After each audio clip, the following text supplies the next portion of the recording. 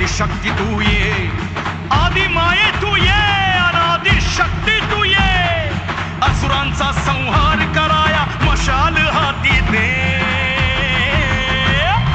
सत्वरी भूवरी सत्वरी भूवरी छत्रपती शिवाजी महाराजांचं पूजन करते डॉक्टर बाबासाहेब आंबेडकर यांचं पूजन श्री अनिल पटेल साहेब यांनी करावं अशी त्यांना विनंती करतो। अनिल पटेल साहेब हे दुष्ट मातले भारतयांचे मर्दन करण्याये। छत्रपती शिवाजी महाराज की दैत्यांपासून अभय इंद्रदेव सम्राट शिवसेना प्रमुख बाळासाहेब ठाकरे यांचं पूजन सुधाकर दादा यांनी करावं अशी मी त्यांना विनंती करतो। माताई मीनाताई ठाकरे यांचं पूजन खासदार डॉक्टर कल्याण काळे साहेब हे करतील अशी मी त्यांना विनंती करतो। हिंदुहृदय सम्राट शिवसेना प्रमुख श्रीमान बाळासाहेब ठाकरे यांचा प्रमुख उद्धवजी ठाकरे साहेब यांचा विजय पक्षप्रमुख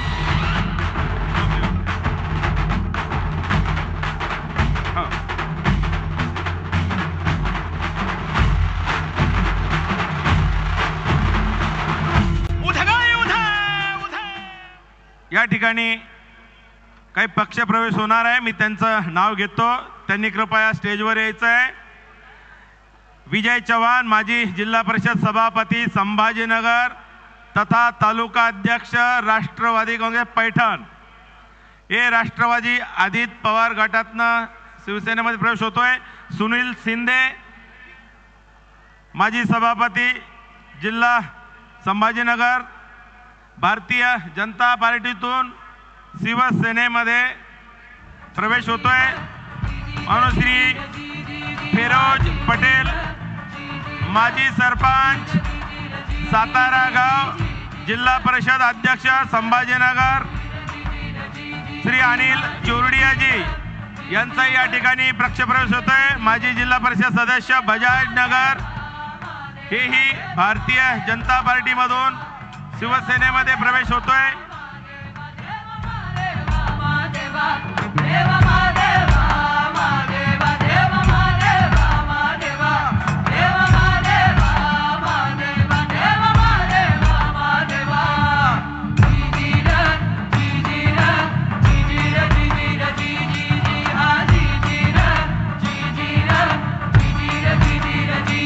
पक्षप्रमुख उद्धवजी ठाकरे साहेब यांचा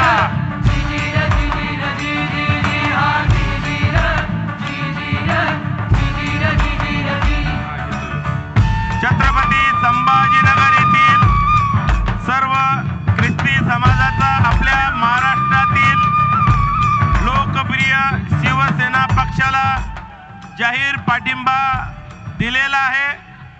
या ठिकाणी बिशप आर.बी. गायकवाड साहेब हेही या ठिकाणी पाठिंब्याचं पत्र माननीय उद्धवजी ठाकरे साहेब यांना देतील। यानंतर विरोधी पक्षनेते तथा शिवसेनेचे अंबाजी दानवे साहेब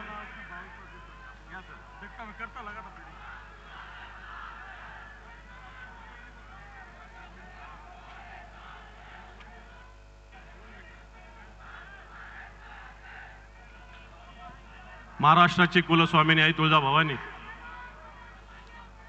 हे जरा सगळे सारखे तू ए चल बाजूला, ए फोटोग्राफर ए दादा,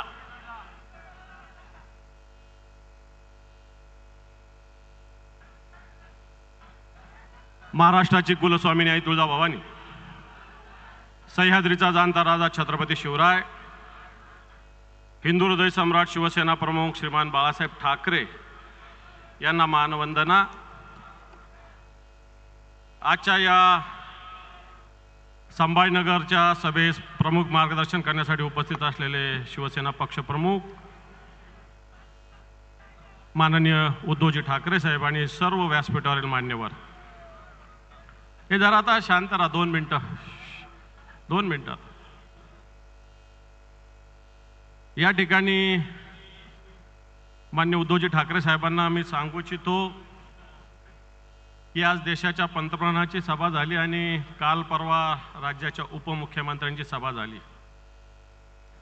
दोन्ही ठिकाणी खोट्या घोषणांचा पाऊस या ठिकाणी पाडला गेलेला आहे। विशेषतः मराठवाडा आणि संभाजीनगरच्या विकासाच्या विषयी ज्या गोष्टी झाल्याच नाही त्या सांगितल्या गेल्या। असं सांगितलं गेलं की मराठवाडा वॉटर ग्रीड पूर्णपणे दुष्काळ हटणार आहे आणि आम्ही मोठी योजना आणणार आहे। मी साहेबांना सांगू इच्छितो की मागच्या वर्षी एक मराठवाड्याच्या विकासासाठी 46,000 कोटी रुपये सिंचनाला द्यायचं निर्णय मंत्रिमंडळाच्या बैठकीने घेतला होता, परंतु तब्बल 1.5 वर्ष झालं याच्यासाठी 1 रुपया सुद्धा निधी अजूनही सरकारने दिलेला नाही। आज वेगवेगळ्या ठिकाणी जलयुक्त शिवार वगैरे घोषणा सांगितल्या गेल्या। भर पावसाळ्यात या संभाजीनगरात 700 टँकर चालू होते। आज या महानगरपालिकेचं जे समांतर जलवाहिनीचं काम आहे ते खऱ्या अर्थानं आपल्या हाताने आपल्या शुभ हस्ते सही झाली होती आणि 1680 कोटी रुपयाची योजना या संभाजीनगर शहरासाठी मंजूर केली होती। कोविडच्या काळामध्ये आपण भूमिपूजन केलं होतं, परंतु आपण मुख्यमंत्री असताना हे काम वेगाने झालं, परंतु नंतर हे गद्दारांचं सरकार आल्यानंतर अजूनही काम रेंगाळलेलं आहे आणि अजून 1-1.5 वर्ष काम होऊ शकत नाही अशा प्रकारची स्थिती आहे। या संभाजीनगराचे महापौर 2-3 महापौर या व्यासपीठावर आहे। नंदकुमार घोडेले, त्रिंबक तुपेत, ज्या शिवसेनेची सत्ता होती त्या 2 दिवसाला आणि 3 दिवसाआड पाणी मिळत होतं।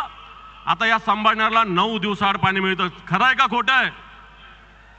8 दिवसाला 9 दिवसाला पाणी मिळतं अशा प्रकारची स्थिती आहे।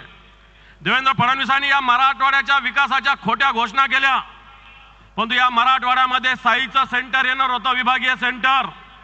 हे साईचं सेंटर नागपूरला त्यांनी घेऊन गेलं। या ठिकाणी आर्किटेक्चर स्कूल करण्याचं अभिवचन दिलं होतं, हे सुद्धा नागपूरला झालेलं आहे। आणि मी आपल्याला सांगू इच्छितो, इथं ऑरिक सिटीच्या विषयी काही घोषणा झाल्या, परंतु गुजरातमध्ये अशी ढोलेरो सिटी आहे। या ठिकाणी अनेक योजना आणल्या जातात, परंतु संभाजीनगरच्या ऑरिककडे पूर्णपणे दुर्लक्ष केलं जातं। अशा प्रकारची स्थिती आत्ताच्या घडीला आहे। आणि म्हणून ज्या पद्धतीने या मराठवाड्याचा विकासाचा पाण्याचा प्रश्न होता, या सरकारने कोणत्याही याच्यासाठी 1 रुपया सुद्धा निधी दिलेला नाही अशा प्रकारची स्थिती आहे। या मराठवाड्यामध्ये आज पूर्ण जर राज्याचा विचार केला तर 7,274 शेतकऱ्याच्या आत्महत्या झालेल्या आहेत। या सगळ्या आत्महत्या खऱ्या अर्थाने या सरकारच्या दुर्दैवी कामकाजामुळे होत आहे। आज या ठिकाणी जे जे उमेदवार त्यांनी उभे केलेले हे जर बघितले तर मला असं वाटतं सगळे उमेदवार एकाचड एक नग ज्याला म्हणता येईल अशा प्रकारचे नग आहे। एकाच्या दारूच्या दुकान आहे, एकाचं मुंबईच्या शहरामध्ये 72व्या मजल्यावर घर आहे। 72व्या मजल्यावर घर आहे, जे सर्वसामान्य माणूस घेऊ शकत नाही। मुंबईमध्ये 72व्या मजल्यावर घर आहे आणि वाटतं राजू शिंदे या 72व्या मजल्याला खाली जमिनीच्या खाली 72 मजले नेल्याशिवाय राहणार नाही अशा प्रकारची स्थिती आहे। आज या मध्यमध्ये सुद्धा काही लोकांना तिकीट दिलं आणि आज गद्दारी केली। यांच्या मनात पाप होतं, आज त्यांनी दुसऱ्या पक्षात प्रवेश केला। काही वर्तमानपत्रांना फार खात सुटलेली आहे। माझ्याकडे यादी आहे, या मागच्या 1 महिन्यामध्ये शिवसेनेमध्ये भारतीय जनता पार्टी आणि शिंदे गटाचे 1812 पदाधिकाऱ्यांनी प्रवेश केला। 1812। आणि आज सुद्धा अनिल भैया चौडिया हे भारतीय जनता पार्टीत होते, सुनील शिंदे भारतीय जनता पार्टीत होते, विजू चव्हाण हे अजितदादाच्या पक्षात होते आणि फिरोज पटेल हे सुद्धा शिंदे गटामध्ये होते। आणि हे सगळे आज मान्य उद्धवजी ठाकरे साहेबांच्या नेतृत्वाखाली शिवसेनेमध्ये प्रवेश करायला आलेले आहे। ही संभाजीनगरची महानगरपालिकेची योजना साहेब आपल्या हाताने मंजूर झालेली आहे। आपण त्यावेळेस महानगरपालिकेचा 812 कोटीचा वाटा सरकारने तुमच्या सरकारच्या खाली नेतृत्वाखाली उचलण्याचा वायदा केला होता, आपण उचलणार होतो। परंतु आज या महानगरपालिकेची आर्थिक स्थिती चांगली नसताना 812 कोटी रुपयाचं सॉफ्ट लोन घेतलं जावं अशा प्रकारचा सरकारचा आग्रह आहे। थोडक्यात सांगण्याचा मुद्दा आहे, मराठवाडा असेल संभाजीनगर असेल, या सरकारने पूर्णपणे, या गद्दारांच्या सरकारने, भारतीय जनता पार्टीने पूर्णपणे दुर्लक्ष केलेलं आहे। म्हणून येणाऱ्या काळामध्ये या जिल्ह्यामध्ये मागच्या वेळेस सुद्धा उद्धवजी ठाकरे साहेबांनी याच मैदानावरून याच ठिकाणी येऊन भाषण केलं होतं। आपण या जिल्ह्यातले 9चे 9 आमदार निवडून दिले होते। यावेळेस सुद्धा हे 9चे 9 आमदार आपल्याला निवडून द्यायचे, कारण खऱ्या अर्थाने या गद्दाराचं तोंड आपल्याला फोडायचं आहे। कोणी जातीवर मतं मागतील, कोणी धर्मावर मतं मागतील, शिवसेना खऱ्या अर्थानं या विकासासाठी, या संभाजीनगरसाठी उद्धवजी ठाकरे साहेब मुख्यमंत्री असताना या संभाजीनगरसाठी 2,500 कोटी रुपये दिले होते. 2,500 कोटी रुपये, त्यातले 1,200 कोटी रुपयाचं काम सुरू झालं होतं. पैठणची उपसा जलसिंचन योजना ब्रह्मगव्हाण 287 कोटीची उद्धवजी ठाकरे साहेबांच्या सहीनं मंजूर झालेली आहे. 287 कोटी रुपये त्याच्यासाठी आले होते. गंगापूर वैजापूरचा मराठवाडा वॉटर ग्रीड 1100 कोटी रुपये उद्धवजी ठाकरे साहेबांच्या सरकारच्या काळात आले होते. आणि म्हणून बांधवांनो, ही महाविकास आघाडी खऱ्या अर्थानं विकासासाठी, या संभाजीनगरच्या परिवर्तनासाठी आहे. आपण शिवसेना, त्याचप्रमाणे काँग्रेस आणि राष्ट्रवादी काँग्रेसचे जेवढे उमेदवार आहे या सगळ्यांना भरभरून आशीर्वाद द्यावा अशा प्रकारचं आवाहन करतो आणि थांबतो. जय हिंद, जय महाराष्ट्र. संविधान बचाव समितीचे सर्व टीम, कृष्ण बनकर आणि त्यांच्या सर्व ग्रुपच्या वतीने महाविकास आघाडीचे सर्व उमेदवार यांना पाठिंबा दिलेला आहे. मी आता विनंती करतो पक्षप्रमुख, आपले सर्वांचे कुटुंब प्रमुख माननीय उद्धवजी ठाकरे साहेब यांना, हिंद हृदय सम्राट शिवसेना प्रमुख श्रीमान बाळासाहेब ठाकरे यांचा, पक्षप्रमुख उद्धवजी ठाकरे साहेब यांचा, पक्षप्रमुख उद्धवजी ठाकरे साहेब यांचा,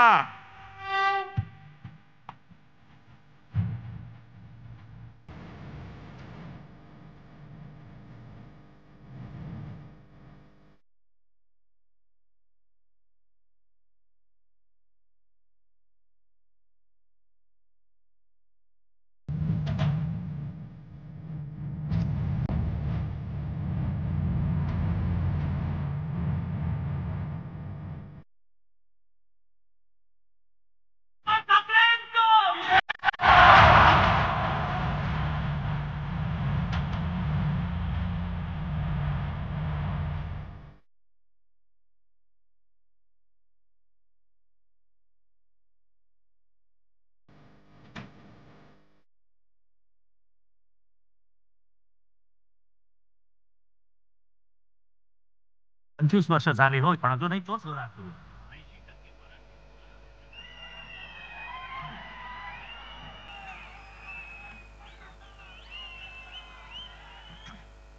जमलेल्या माझ्या तमाम महाराष्ट्र प्रेमी बांधवांनो, भगिनींनो आणि मातांनो, तुमच्या लक्षात आलं असेल की मी भाषणाची सुरुवात थोडीशी बदलले. कारण ही निवडणूक जी आहे, ही लढाई जी आहे, ती महाराष्ट्र प्रेमी आणि महाराष्ट्राचे लुटारू यांच्यामध्ये आहे. तुम्ही कोणाच्या बाजूने आहात?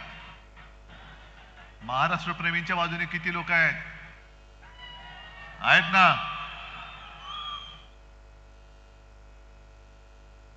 लोकसभेच्या वेळेला आलो होतो, असंच सगळं भरलं होतं. पण दुर्दैवाने पराभव झाला. कसा झाला, का झाला, याचं उत्तर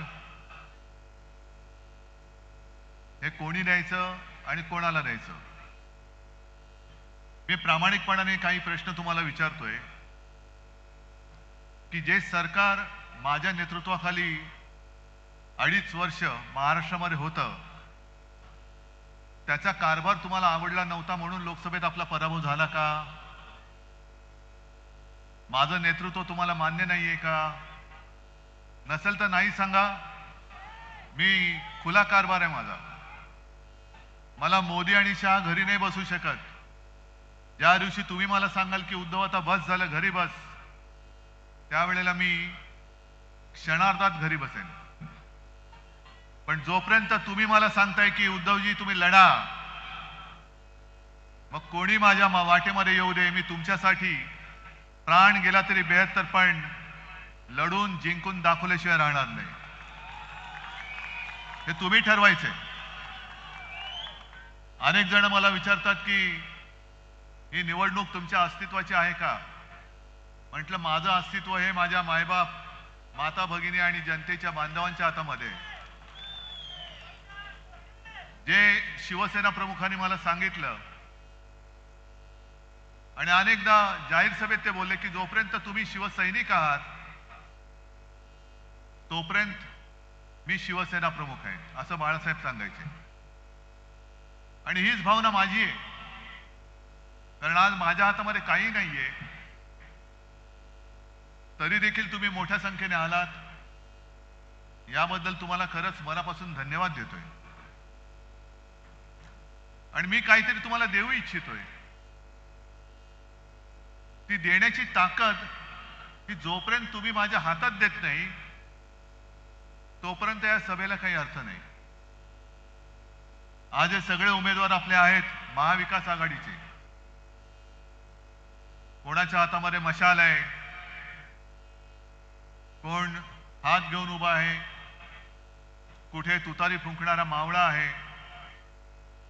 आम्ही का लढतोय तर महाराष्ट्राचा स्वाभिमान आणि महाराष्ट्राची अस्मिता जी पायदळीत तुडवली जाते तिचं रक्षण करण्यासाठी म्हणून आम्ही लढतो आहोत.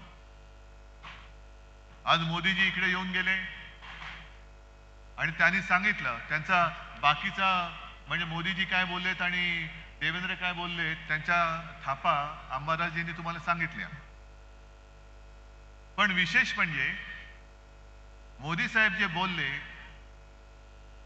की या जिल्ह्याचं नाव छत्रपती संभाजीनगर केलं, हे मिंद्याचं कौतुक त्यांनी केलं. शिवसेना प्रमुखांचं स्वप्न त्यांनी साकार केलं. पहिल्या प्रथम मोदीजी तुम्हाला सांगतो की बाळासाहेब बोलू नका, ते हिंदू हृदय सम्राट आहेत, होते आणि राहणार. ते तुमचे वर्गमित्र नव्हते.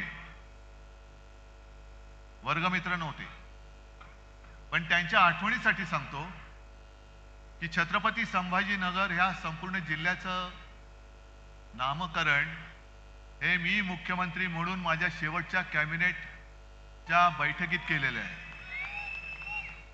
ज्या वेळेला तुम्ही माझे गद्दार चोरून सुरतला ढोकळा खायला नेले होते तेव्हा मी मुंबईमध्ये मंत्रालयात बसून या जिल्ह्याचं नाव छत्रपती संभाजीनगर हे करून दाखवलं. बरं, हे तर ठीक आहे. जर मोदीजींचं म्हणणं असं असेल की छत्रपती संभाजीनगर हे नाव त्यांनी केलं तर मग मला सांगा छत्रपती संभाजीनगर आहे कुठे आलं हे? कारण जर का आपण मतदारसंघावरती लक्ष दिलं, लोकसभा मतदारसंघ औरंगाबाद पूर्व, औरंगाबाद पश्चिम आणि औरंगाबाद मध्य, मग संभाजीनगर मोदीजी आहे कुठे?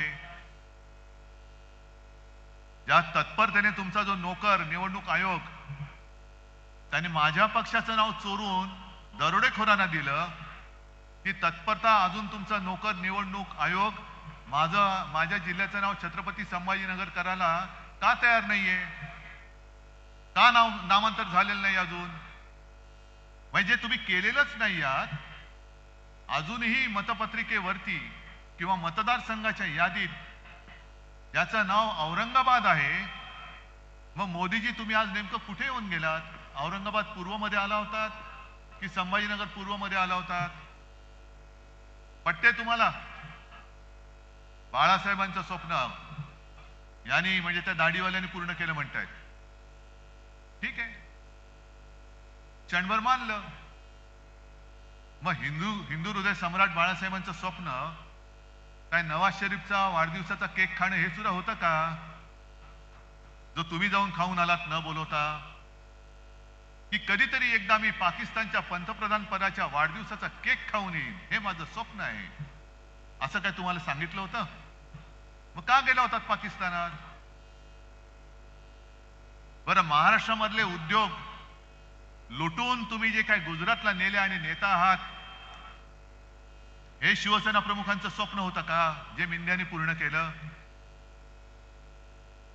मी मुख्यमंत्री असताना आणि आपलं महाविकास आघाडीचं सरकार असताना याच संभाजीनगरमध्ये मेडिकल डिव्हाइस पार्क आणत होतो. कुठे गेला तो मेडिकल डिव्हाइस पार्क? कुठे? गुजरात.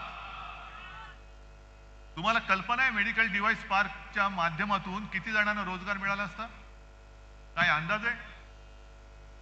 मेडिकल डिव्हाइस पार्क आला असता इथे तर त्याला बाकीची जी काही उपकरणं लागतात, जसं बजाज आल्यानंतर अनेक जणांना रोजगार मिळाले, कारण छोट्या छोट्या काही गोष्टी त्याच्यासाठी लागतात. तसंच मेडिकल डिव्हाइस पार्क जो आम्ही छत्रपती संभाजीनगरमध्ये आणत होतो, तो जर का इथे आला असता तर माझ्या मराठवाड्यातल्या किमान 1 लाख तरुणांना आणि तरुणींना त्याच्यामध्ये रोजगार मिळाला असता. किमान 1 लाख. तो तुम्ही घेऊन गेलात गुजरातला, आणि हिंदू हृदय सम्राटांचं स्वप्न म्हणून तुम्ही आम्हाला थापा मारता.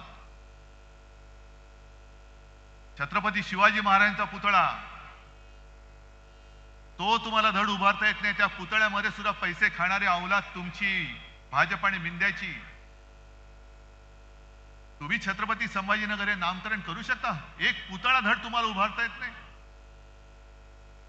त्या पुतळ्यामध्ये सुद्धा पैसे खाल्ले.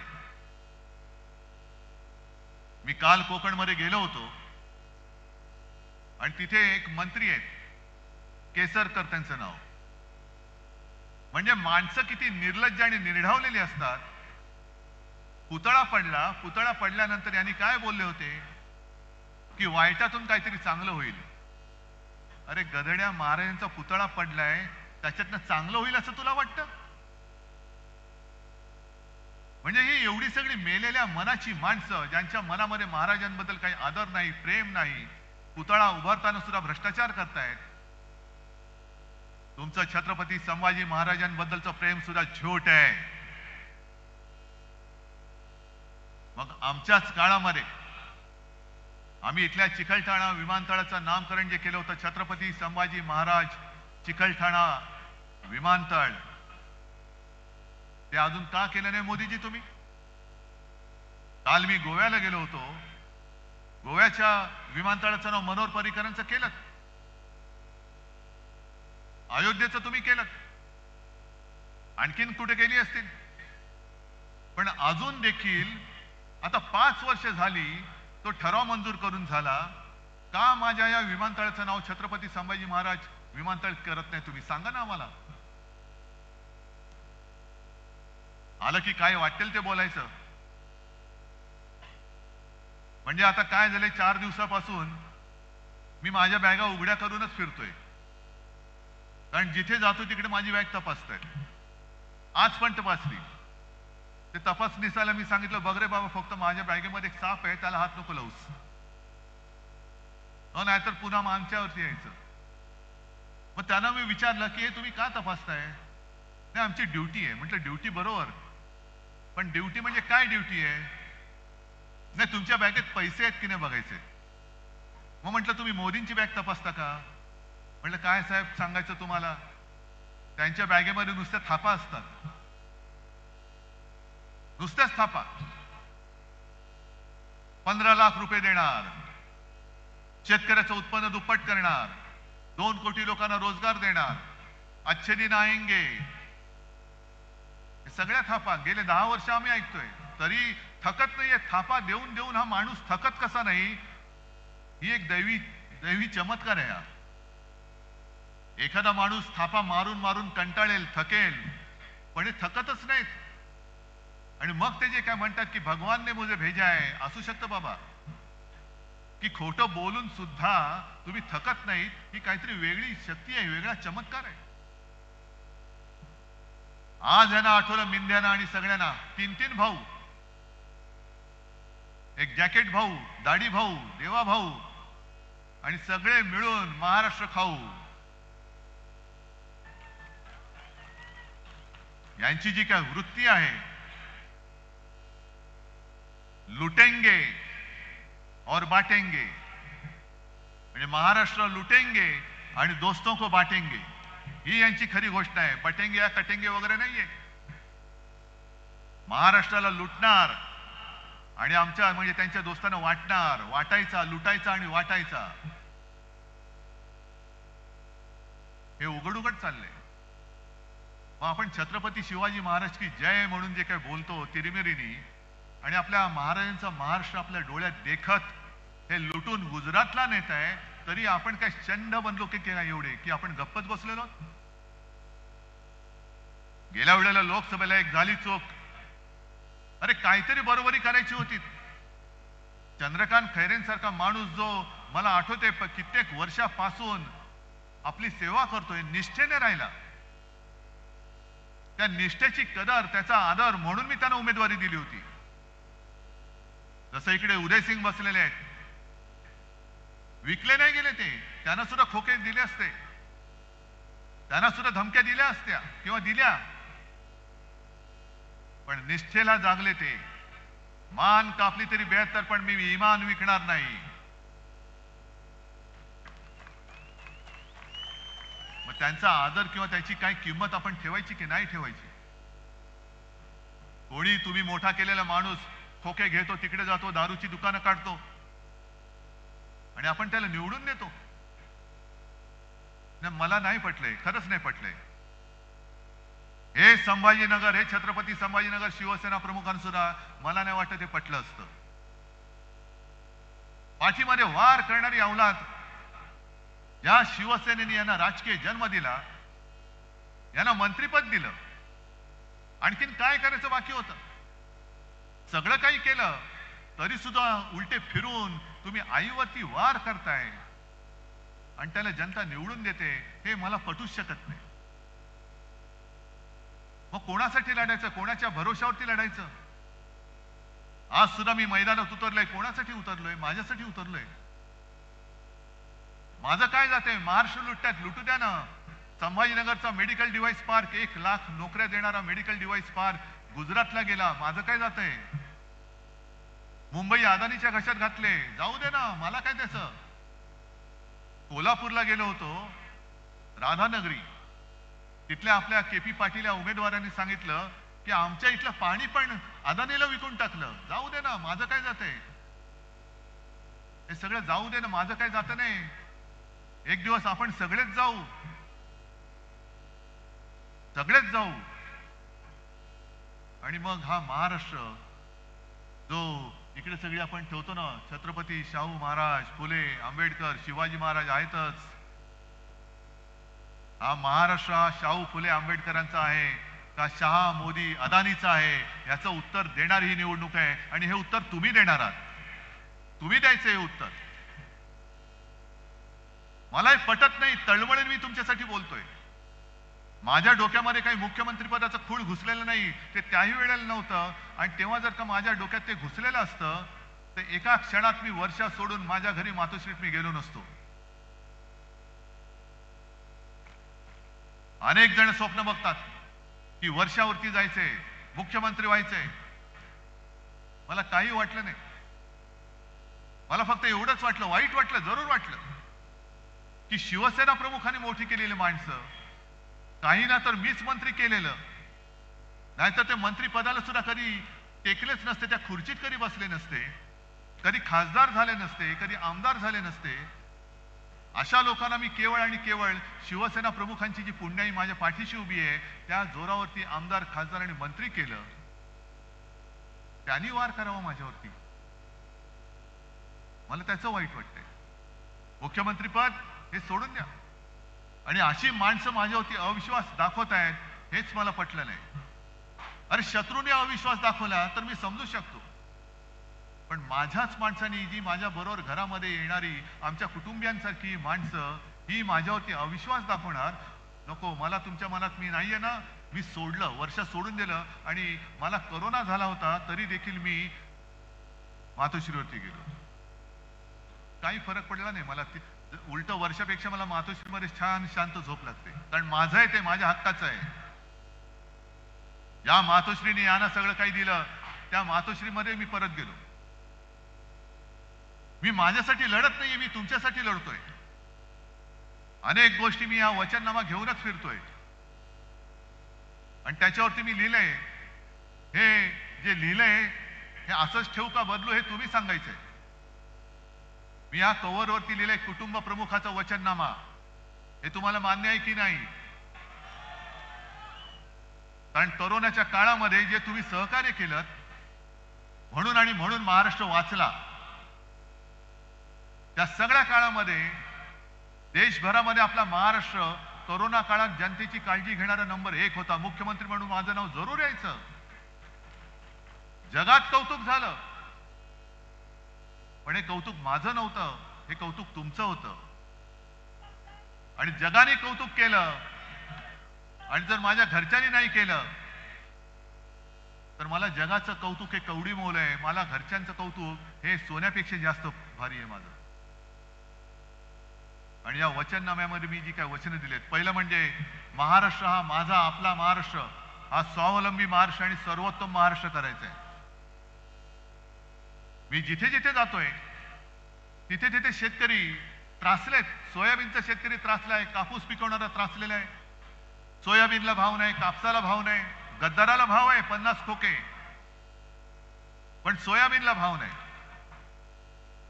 मी मराठवाड्यातल्या, विदर्भातल्या आणि महाराष्ट्रातल्या सर्व सोयाबीन पिकवणाऱ्या शेतकऱ्यांना आज सांगतोय की अजिबात तुम्ही निराश होऊ नका, घाई गडबड करू नका. पडलेल्या भावामध्ये सोयाबीन विकू नका. आपलं सरकार येतंय, आपलं सरकार आणा. मी तुम्हाला हमी भाव देतो.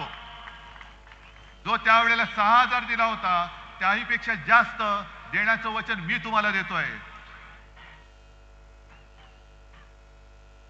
पण तसं तरी काहीतरी सोयाबीन विकून टाकायचं. 3,000 विकतोय, 2,000 विकतोय.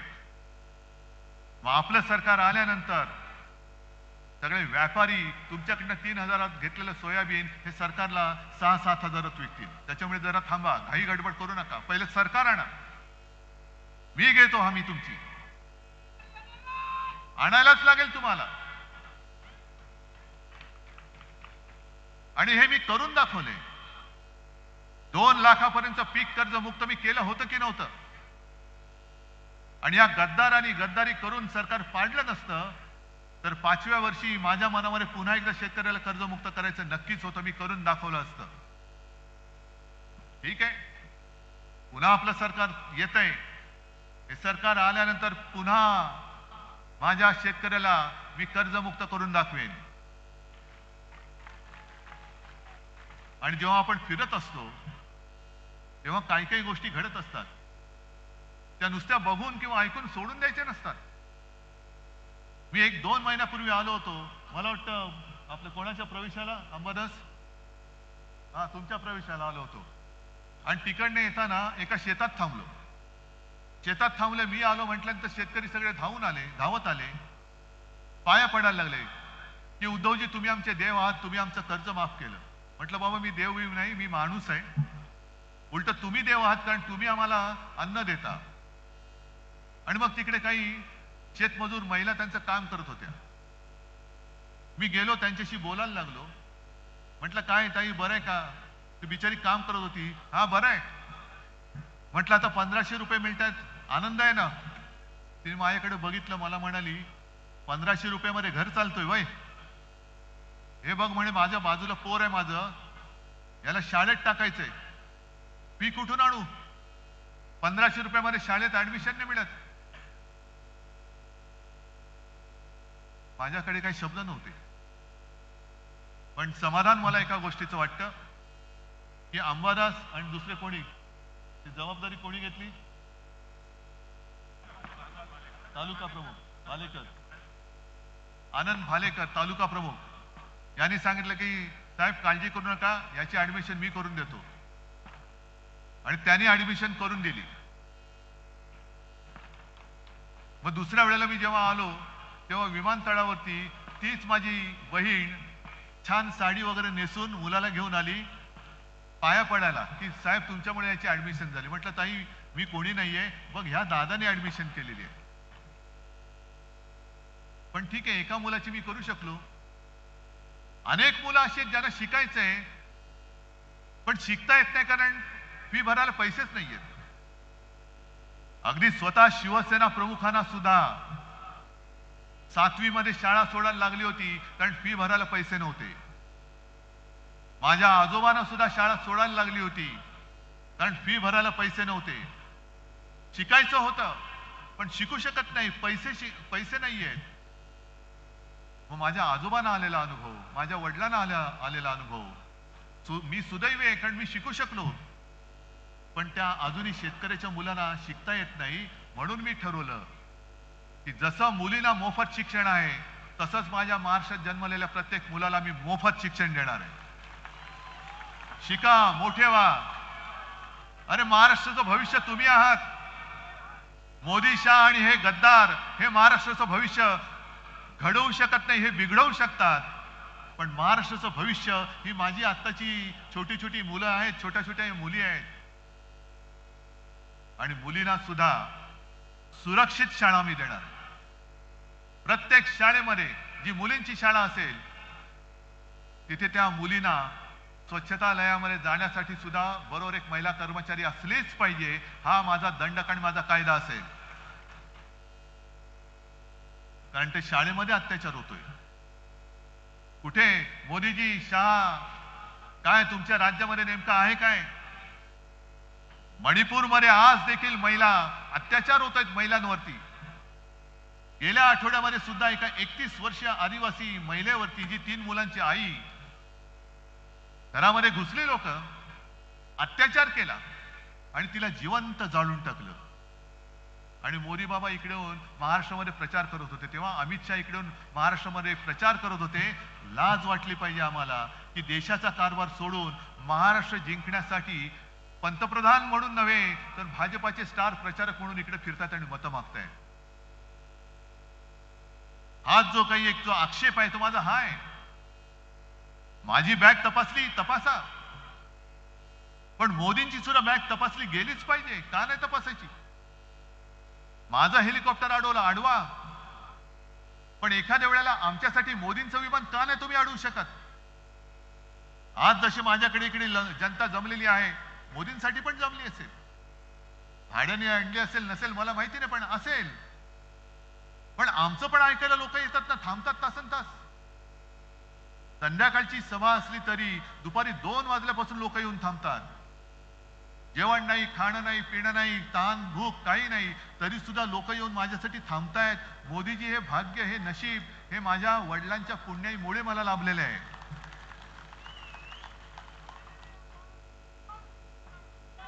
ही आमची घराणेशाही आहे. तुमच्यासारखं नाही आमचं की वापरा आणि फेकून द्या. आज आम्ही काँग्रेस आणि राष्ट्रवादी सोबत आलोय. का आलोय? तुमची हुकुमशाही गाडायला आलेलो आहे. तुमचा भ्रष्ट कारभार गाडायला आलेला आहे. ही मशाल घेऊन तो भ्रष्ट कारभार जाळायला आलेला आहे. सगळीकडे भ्रष्टाचार, भ्रष्टाचार, भ्रष्टाचार. अरे संभाजीनगरच्या पिण्याच्या पाण्याची जी योजना होती, मी मुख्यमंत्री असताना मला जेव्हा कळलं की महापालिकेकडे पैसे नाहीत, मी तात्काळ ती योजना सरकारकडे घेऊन सरकारकडनं मी तुम्हाला करून देत होतो. छत्रपती संभाजीनगर या शहराची पाणी योजना ती कितीची होती? 1700 कोटी. आता किती झाली? 2800 कोटी. तरी सुद्धा झाले. म्हणजे यांची सगळी कॉन्ट्रॅक्ट जी आहेत, हा विकास विकास विकास म्हणून जे बोंबलत आहेत, हा विकास जनतेचा नाही, हा विकास त्यांच्या कॉन्ट्रॅक्टर मित्रांचा आहे. टेंडर वाढवायची, पैसे वाढवायचे, सरकारच्या तिजोरीतून पैसे काढायचे, कॉन्ट्रॅक्टरला द्यायचे आणि त्यांच्या माध्यमातून आपण खाऊन फस्त करायचे. हा असा कारभार हा तुम्हाला मान्य असेल तर द्या बाबा, त्यांना मत द्या, आम्ही मोकळे होतो. आणि हा तुम्हाला असा सगळा भ्रष्ट, नीतीने भ्रष्ट म्हणजे आरोप करायचे आणि त्यांच्याकडे आल्यानंतर धुवून पुसून साफ करायचा, हे असा दुतोंडीपणा हा मला नाही कधी शिवसेना प्रमुखांनी शिकवला. आमच्यावरती जेव्हा तुम्ही आरोप करतायत, अमित शहा आरोप करतायत की 370 कलमला विरोध करणाऱ्यांच्या बरोबर तुम्ही बसलात, म्हणजे कोणाबरोबर बसलो? अहो 370 कलम काढलं तेव्हा शिवसेनेने तुम्हाला पाठिंबा दिला होता. तुमचं कौतुक आज सुद्धा आम्ही करतोय. पण अमित शहाजी 370 कलम होतं तेव्हाही आणि आता काढल्यानंतरही किती काश्मीरी पंडितांना तुम्ही परत त्यांच्या घरी नेऊ शकलात, हे ह्याचा पहिला आकडा द्या आणि मग तुम्ही आमच्यावरती टीका करा. आणि मग माझाही प्रश्न त्याला आहे की काश्मीरमध्ये जेव्हा हिंदू पंडितांवरती अत्याचार होत होते, हत्या होत होत्या, अत्याचार म्हणजे महिलांवरती अत्याचार होत होते, त्यावेळेला म्हणजे ती परिस्थिती एवढी भयानक होती की अनेक काश्मीरी पंडित आपलं हक्काचं वडिलोपार्जित घर सोडून आपलं चंबू गबाळ घेऊन देशभरामध्ये निर्वासिताचं जीणं जगत होते. कुठे जायचं कळत नाही. मुलांना शिकवायचं कसं, राहायचं कुठे? पण तेव्हा मोदी नव्हते, शहा नव्हते, फक्त हिंदू हृदय सम्राट शिवसेना प्रमुख बाळासाहेब ठाकरे होते, ज्यांनी सांगितलं की तुम्ही माझ्या महाराष्ट्रामध्ये या, इथे येऊन राहा. कोणाला शिकवताय तुम्ही? उगाच काहीतरी बडबडत सुटायचं, काही थापा मारायच्या. प्रत्येक वेळेला उद्धव ठाकरेंनी हिंदुत्व सोडलं, हिंदुत्व सोडलं, हिंदुत्व सोडलं. अरे भगव्याला कलंक तुम्ही लावलात, गद्दारीचा डाग तुम्ही लावलेला आहात. आणि आज स्पष्ट मी आरोप करतोय की तुम्हाला महाराष्ट्र मी लुटू देत नव्हतो आणि देणार नाही, म्हणून तुम्ही मला संपवायला निघालेला आहात. आणि त्यांना माहितीये तुम्ही माझी माणसं फोडली, गद्दारी करून अगदी डोक्यावरती बसवलं. ते तुमचे बूट चाटतायत, पण तुम्हाला माहितीये की महाराष्ट्र जो लुटायला येईल त्याच्या पेकाटात बुटाची लाथ घालणारा पहिला उद्धव बाळासाहेब ठाकरे असेल. अर्थात हे सगळं तुमच्या हातामध्ये. मी इथे नुसतं काय प्रवचन द्यायला नाही आलो. गेल्या वेळेला झालेली चूक तुम्ही सुधारणार आहात की नाही हे पहिलं मला सांगा. निष्ठेने महाराष्ट्राबरोबर निष्ठा तुमची आहे की नाही हे मला सांगा. तुमची निष्ठा महाराष्ट्रापाशी आहे की गुजरात पाशी आहे हे ठरवणारी ही निवडणूक आहे. तुमचा मेडिकल डिव्हाइस पार्क इकडून गुजरातला नेला, तुमच्यापैकी किती लोक जाऊन तिकडे नोकऱ्या करणार आहेत? महाराष्ट्र आपल्या हातामध्ये ठेवायचा आहे का मोदी शहांच्या हातामध्ये ठेवायचं आहे हे तुम्ही ठरवायचंय. आणि आपल्या हातामध्ये जर का ठेवणार असाल तर जेवढे जेवढे इकडे उमेदवार आहेत सगळे इकडे या.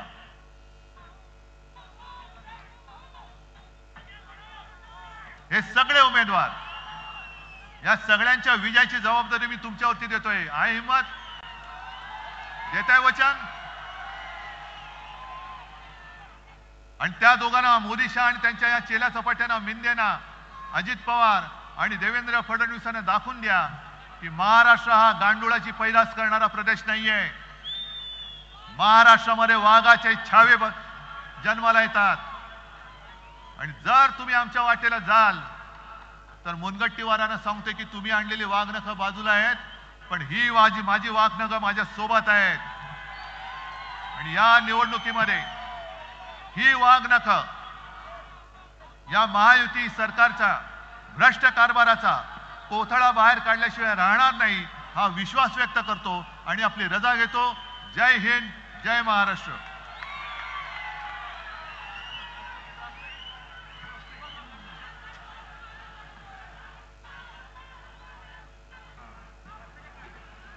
संविधान बचाव समितीच्या वतीने राजू शिंदे, बाळासाहेब थोरात यांना पाठिंबा देण्यात आले. त्यांचे आभार. या ठिकाणी राजू वैद्य महानगर प्रमुख हे आभार मानतील.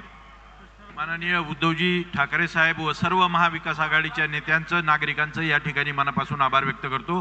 राष्ट्रगीतासाठी सगळ्यांनी उभा राहायचंय. राष्ट्रगीत शुरू करेंगे. शुरू कर.